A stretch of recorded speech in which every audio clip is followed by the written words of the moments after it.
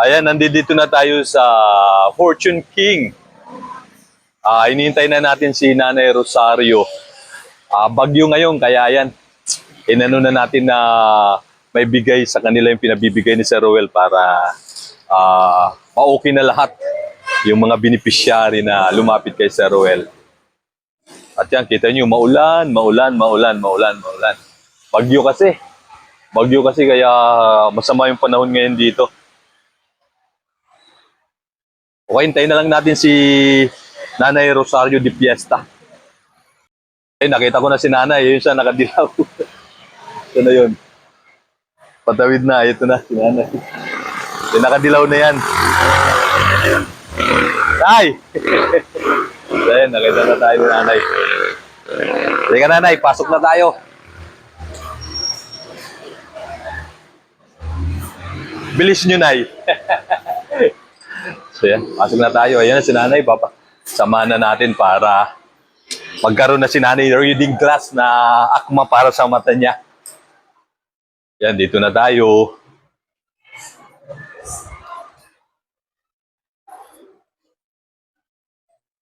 So ayan, nandito na tayo sa ano nila, Nanay. At pasok na tayo kasi bawal mag-video sa kanila, hindi ko alam.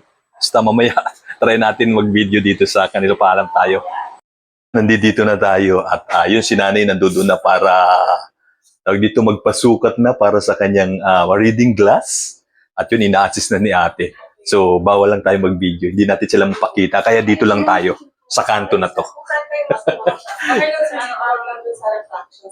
Yun. Mabuti. Sige. Ayun, okay na. Pwede na. Kunan natin si Nanay. Ayun, Nanay. Ayan, si Nanay nakasalang na si Nanay. At ayan na si Nanay. At ayan na si Nanay Rosario para sa kanyang reading glass. So excited na tayo kasi magkakaroon na si Nanay nung salamin na talagang akma para doon sa kanyang mata, sa kanyang grado. Kasi yung ginagamit niya lang, yung mga nabili niya lang sa bangketa na at yun na nga, parang nakagoma na para magamit niya pa rin yung salamin niya. So ngayon, ayan, nandito na para magkaroon na si Nanay ng tama para sa kanyang So update ko kayo mamaya kapag okay na yung natin. So yun si Nanay. Ay, pagbasa lang po. Baka kaya yung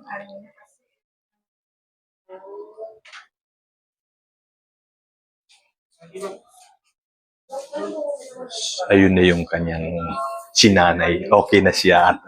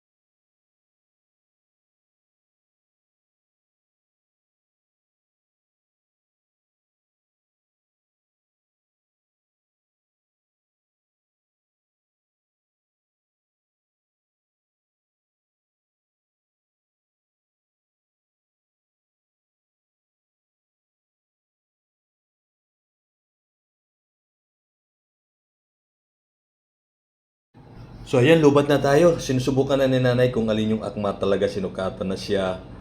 At ayan, tinatry niya nang tumingin sa paligid kung tama na ba yung salamin para sa kanya. Mag-aayos na, mamimili na si nanay ng salamin dito para makagamit na sa ano talagang mas maayos para dun sa ano. So dito na tayo para ano. Kahit bagyo ngayon, pumunta pa rin tayo dito para masukatan na talaga si nanay nung at buti na lang bukas sila, inaalala ko din kasi na baka hello po sarado sila, buti na lang bukas din sila. Nagtanong pa tayo muna kay sa parking doon kanina kung bukas nga daw dito at buti na lang bukas din at ayun, swerte. Kasi bukas papasok na tayo, hindi na natin maasikaso si nanay. So 1 week pa bago natin mano, kaya kahit bumabagyo ngayon, go pa rin tayo dito sa ginagawa natin. Kinakausap na si nanay. Yan, mamimili na si Nanay Rosario.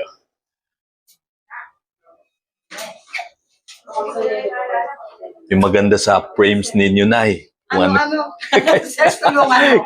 kayo na pumili kung alin yung maganda para sa inyo. Try ninyo, Nay. Tapos may salamin naman. Kung maganda para sa inyo, go na ho. First time. Sige nga, pwede mo isupa.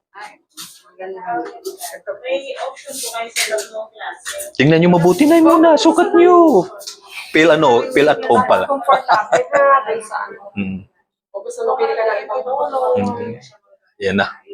Try ka po, ito nung. Ito na yun. Tapos may ayan, din naman siya para maganda sa kanyang shape.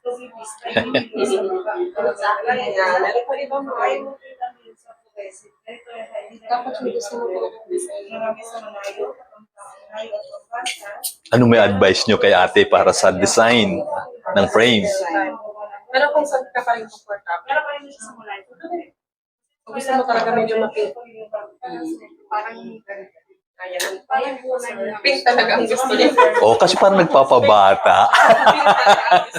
Mas maganda yun ng ano yung mas gusto ko para. Ate, kasama ko sa video ko, ha? Ayun. So, ayun na yung pink yung frame. Okay, so yun, nakapili na si nanay. Ay, pilas ka na lang po. So, ayun, kailangan muna ni nanay nung kanyang salaming para makapag-fill up siya doon sa kanilang form.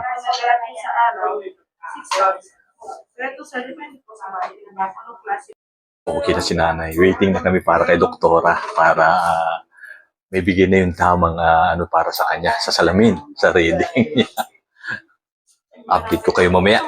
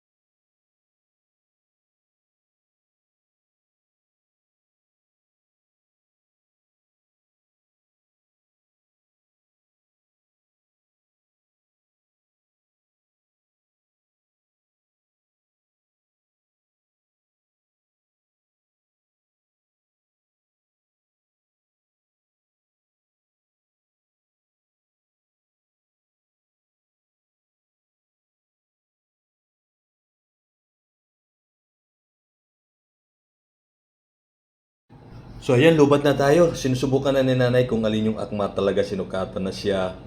At ayan, tinatry niya nang tumingin sa paligid kung tama na ba yung saming para sa kanya.